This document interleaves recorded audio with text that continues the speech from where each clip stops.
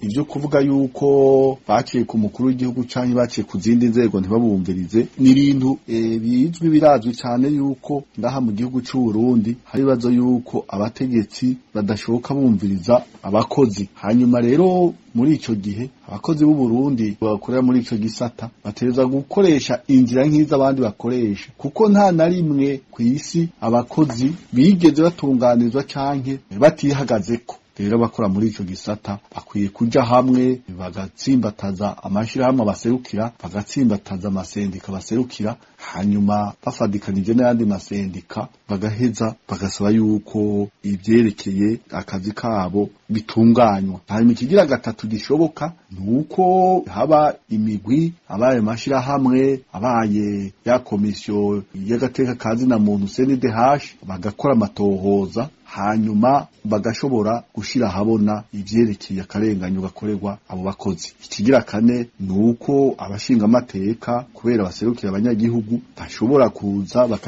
bakakora amatohoza, hanyuma bagaheza bagashikiriza ibibazo abajejwe gukurikirana abakorera muri ico gisata.